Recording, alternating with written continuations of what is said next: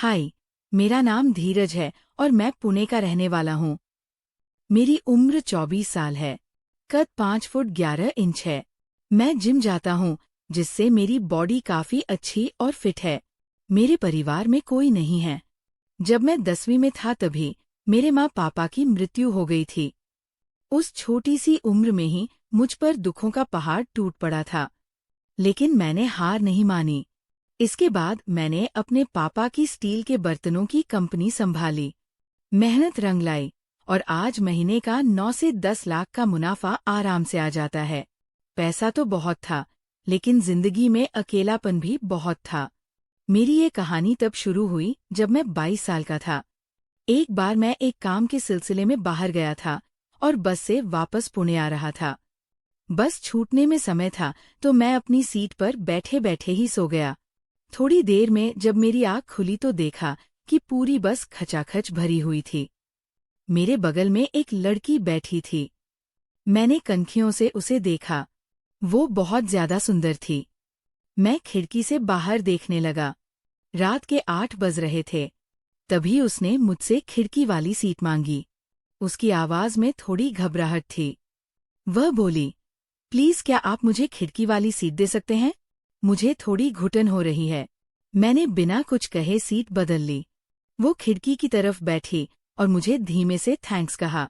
थोड़ी देर बाद उसने खुद ही बात शुरू की। पुणे जा रहे हो? मैंने कहा, हाँ, और अपना मोबाइल चलाने लगा। फिर वह बोली, वहाँ के हो? मैंने मोबाइल बंद किया और उसकी तरफ मुड़कर कहा, हाँ, मैं वहीं का हूँ। क्या आप भी पुणे की रहने वाली हैं? वह फीका सा मुस्कुराई और बोली, हाँ।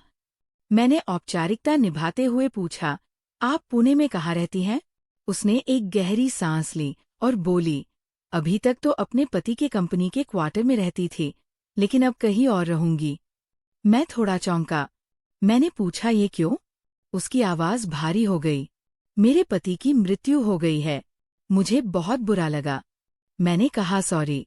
वह बोली, नहीं, तुम क्यों सॉरी बोल रहे हो? इसमें तुम्हारी कोई गलती नहीं है। मैंने सलाह देते हुए कहा, आपको अपने मम्मी पापा के पास चले जाना चाहिए। उसने खिड़की से बाहर देखते हुए कहा, मैंने और मेरे पति ने भागकर शादी की थी 6 महीने पहले। दोनों के घर वालों ने रिश्ता तोड़ दिया है। हम दिल्ली के हैं। यहाँ कोई अपना नहीं है। मैंने उनका नाम पूछा। उन्होंने बताया, हर्षा। फिर वह बोली, अपने बारे में बताओ। सफर लंबा था तो मैंने उसे अपने बारे में सब कुछ बता दिया। वह मेरी बातें ध्यान से सुन रही थी। वह बोली, तुम अकेले रहते हो मम्मी पापा की मृत्यु के बाद? मैंने कहा, हाँ। वह बोली, तुम्हारी उम्र कम है पर तुम्हारा बिजनेस और समझदारी देखकर लगता है तुम काफी मैच्योर हो। थोड़ी देर चुप रहने के बाद उसने झुझकते हुए कहा, तुम पुणे के हो। क्या तुम मुझे पुणे में एक किराए का फ्लैट ढूंढने में मदद कर सकते हो? मैंने तुरंत कहा, हाँ, बिल्कुल। तभी बस एक ढाबे पर रुकी। मैं और वो बाहर निकले। बस में लाइट कम थी, इसलिए मैं उसे ठीक से नहीं देख पाया था। बाहर ढाबे की तेज रोशनी में जब मैंने उसे देखा तो मेरी नजरें उस पर थम गई। वो बेहद खूबसूरत और आकर्षक थी। उसकी हाइट 5 फुट 4 इंच थी। रंग साफ और नैन नक्श तीखे। मैं उनके साथ एक टेबल पर खाना खाने बैठा। उनका बिल भी मैंने ही भरा, जिसे लेकर उन्होंने मना किया पर मैंने जिद करके दे दिया।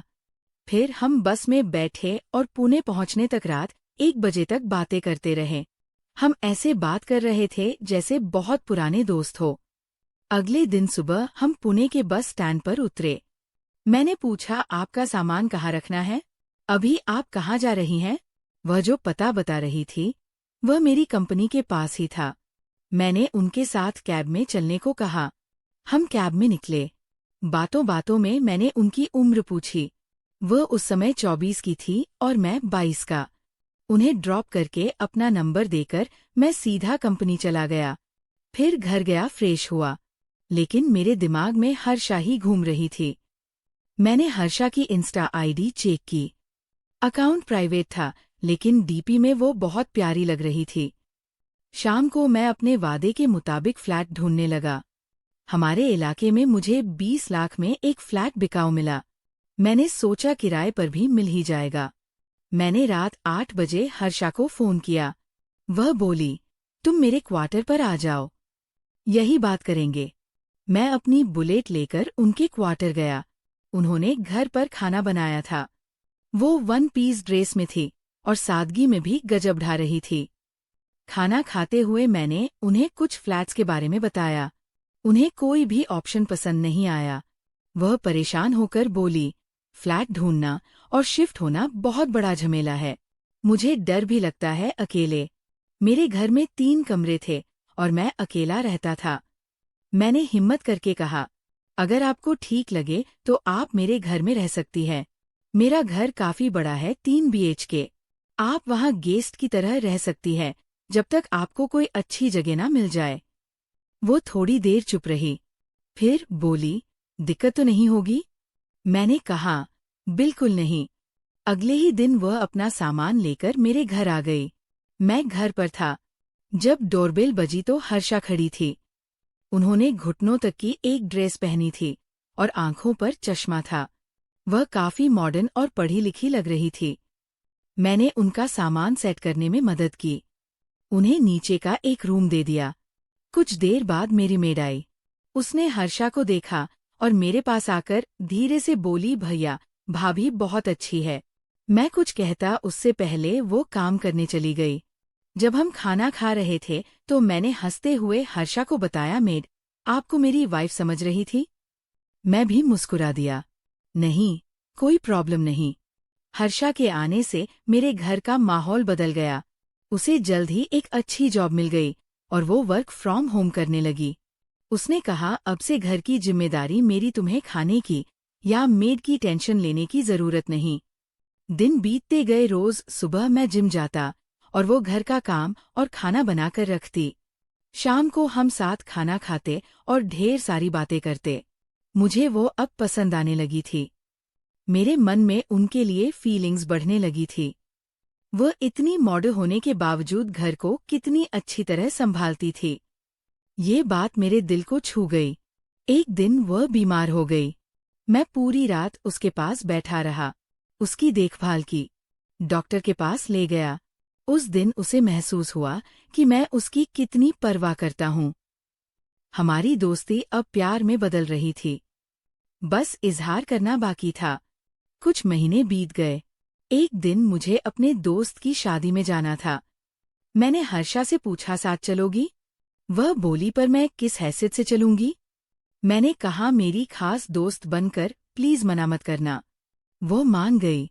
उस शाम उसने ब्लैक साड़ी पहनी थी। जब वो तैयार होकर कमरे से बाहर आई तो मेरी सांसें थम गई। मैंने भी ब्लैक सूट पहना था। हम साथ में किसी पावर कपल से कम नहीं लग रहे थे। शादी में मैंने उसे अपने दोस्तों से मिलवाया। सबने हमारी जोड़ी की तारीफ की। वापसी में हम घर जा रहे थे। शहर से बाहर का रास्ता था। रात के 12 बज रहे थे और चांदनी खिली हुई थी। हर्षा ने कार रोकने को कहा। हम कार के बोनेट पर बैठकर चांद को देखने लगे। माहौल बहुत रोमांटिक था।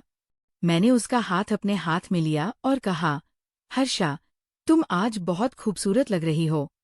वो शर्मा गई। मैंने उसकी आंखों में देखा और कहा, मुझे तुम बहुत अच्छी लगती हो। जब से तुम मेरी जिंदगी में आई हो, मेरा खालीपन भर गया है। उसकी आंखों में आंसू आ गए। वह बोली, धीरज, मैं तो टूटी हुई थी। तुमने मुझे सहारा दिया। मुझे भी तुमसे प्यार हो गया है। मैंने उसके आंसू पोंछे और उसके माथे को चूम लिया। फिर मैंने उसके गालों को छुआ। वह शर्म से लाल हो रही थी। उस रात खुले आसमान के नीचे हमने एक दूसरे को अपनी बाहों में भर लिया। मैंने उसके होठों पर एक हल्का सा किस किया। उसने कोई विरोध नहीं किया, बल्कि मेरी बाहों में और सिमट गई। हमने फैसला किया कि हम अपनी जिंदगी साथ बिताएंगे। वक्त के साथ हमारा रिश्ता गहरा होता गया। हम एक दूसरे के बिना रह नहीं पाते थे। वह भी मेरे साथ जिम जाने लगी थी। हम साथ वर्कआउट करते, साथ खाते और साथ वक्त बिताते। फिर मेरा जन्मदिन आया। मुझे काम के सिलसिले में बाहर जाना पड़ा था, इसीलिए हम कुछ दिन मिल नहीं पाए थे। जब मैं वापस आया तो रात हो चुकी थी। हर्षा सो रही थी। अगली सुबह उसने मुझे सरप्राइज दिया। उसने घर को बहुत अच्छे से सजाया था। हमने पूरा दिन साथ बिताया, मूवी देखी और डिनर किया। रात को 11 बजे उसने मुझे अपने कमरे में बुलाया। जब मैं अंदर गया तो लाइट्स ऑफ थी। सिर्फ कुछ मोमबत्तियां जल रही थी। हर्षा एक बेहद खूबसूरत लहंगे में बेड पर बैठी थी, बिल्कुल दुल्हन की तरह सजी हुई। उसे देखकर मेरे होश उड़ गए। उसने मेरे पास आकर कहा, ये मेरी तरफ से तुम्हारे लिए जन्मदिन का तोहफा है। आज से मैं पूरी तरह तुम्हारी हूँ। मैंने दरवाज़ा लॉक किया और उसके पास गया। उसकी खुशबू मुझे मद्दोश कर रही थी। मैंने उसकी ज्वेलरी उतारी और उसे बाहों में भर लिया। वह भी मेरे प्यार में खोई हुई थी। उस रात हमने अपनी सीमाओं को पार किया। वह एक बेहद रोमांटिक और भावुक रात थी। कोई जल्दबाजी नहीं, कोई जोर जबरदस्ती नहीं, सिर्फ प्यार और एक दूसरे के लिए समर्पण। हमने एक दूसरे को पूरी तरह अपनाया। वह रात मेरी जिंदगी की सबसे यादगार रात थी। हर्षा जो कभी एक अनजान हमसफर बनकर बस में मिली थी, आज मेरी हमसफर मेरी जान बन चुकी थी। मैंने उसे वादा किया कि मैं हमेशा उसका साथ निभाऊंगा।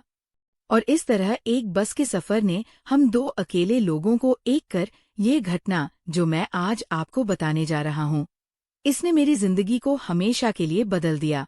अक्सर हम जिन चेहरों को अपना समझते हैं, कभी कभी उनके पीछे एक ऐसा सच छिपा होता है जो हमारी रूह कँपा सकता है। मेरी भतीजी का नाम श्रेया है। 25 साल की श्रेया, जो दिखने में किसी अप्सरा से कम नहीं थी। उसका रंग दूध जैसा सफेद, लंबी कद काठी और चेहरे पर एक ऐसी मासूमियत जिसे देखकर कोई भी धोखा खा जाए। उसके लंबे काले बाल और बड़ी बड़ी आंखें हमेशा से उसकी खूबसूरती में चार चांद लगाती थी। लेकिन मुझे नहीं पता था कि उस खूबसूरती के पीछे उस रात क्या संगीत छिपा था। उस दिन अचानक श्रेया मुझे दिल्ली एयरपोर्ट पर मिल गई। मैं मुंबई से दिल्ली एक जरूरी बिजनेस मीटिंग के लिए आया था। शाम ढल चुकी थी और एयरपोर्ट के बाहर हल्की ठंड महसूस हो रही थी। मैं टैक्सी का इंतजार कर रहा था कि तभी पीछे से एक जानी पहचानी आवाज कानों में पड़ी। चाचू, मैंने पलटकर देखा तो वहां श्रेया खड़ी मुस्कुरा रही थी। उसने एक सुंदर सी ड्रेस पहनी थी और वह भीड़ में बिल्कुल अलग लग रही थी। उसे वहां देखकर मैं हैरान भी था और खुश भी। मैंने मुस्कुराते हुए पूछा, अरे श्रेया, तुम यहाँ कैसे? हम दोनों बहुत गर्मच्छी से मिले। उसने बताया कि वह चंडीगढ़ से किसी काम से आई थी। इत्तेफाक देखिए, उसकी मीटिंग और मेरी मीटिंग एक ही होटल में थी। मैंने श्रेया को साथ चलने को कहा। वो चहकते हुए अपना बैग लेकर मेरे साथ टैक्सी में बैठ गई।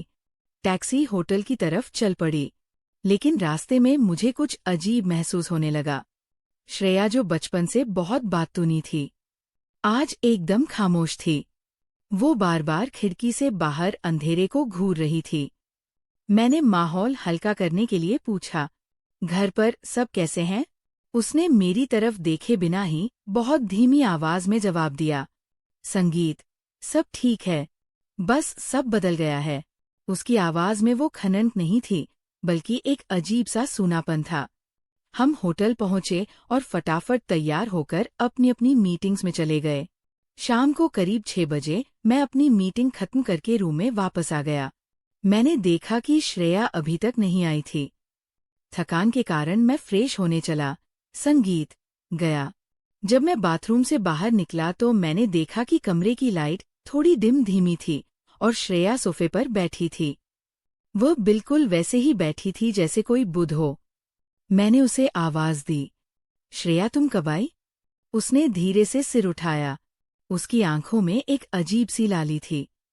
उसने कहा, अभी आई चाचू, मीटिंग बहुत लंबी थी। मैंने महसूस किया कि कमरे का तापमान अचानक संगीत बहुत कम हो गया था, जबकि ऐसी सामान्य तापमान पर था। मुझे हल्की सहन महसूस हुई। मैंने बाहर की तरफ जाकर अपने लिए पानी की बोतल निकाली और श्रेया से पूछा, तुम्हें कुछ चाहिए?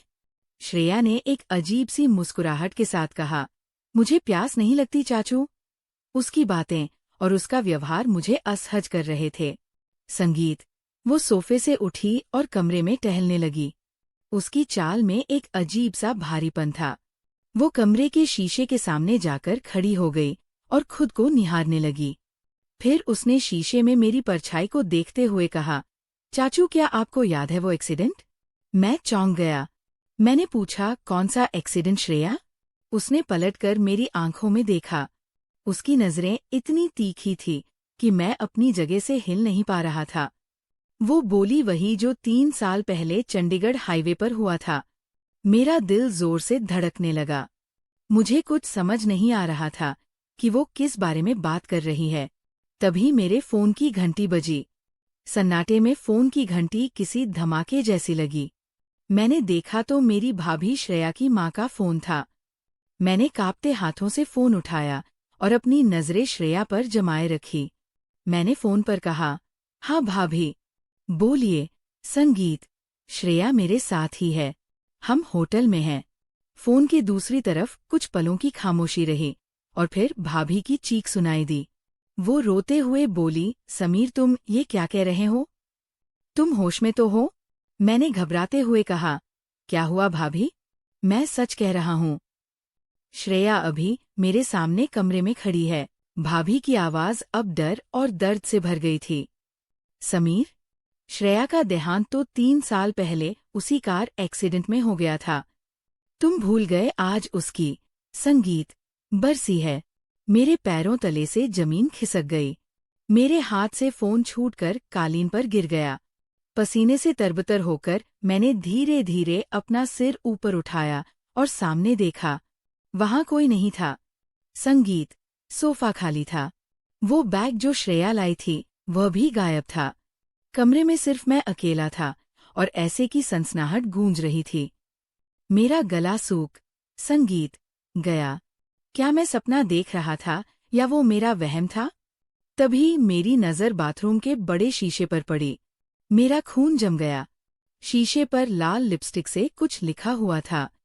मैंने पास जाकर कांपते हुए उसे पढ़ा। वहां लिखा था, मिस यू चाचू, आज की रात बहुत अच्छी थी। मैं उस कमरे से भाग खड़ा हुआ। मैंने वो होटल उसी वक्त छोड़ दिया।